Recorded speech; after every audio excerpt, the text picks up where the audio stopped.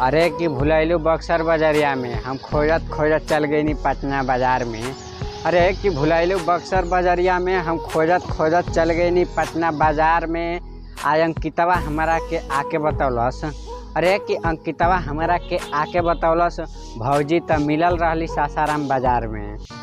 अरे कि ना चटाई पे सुते के मन करता ना खटाई से पेट भरता।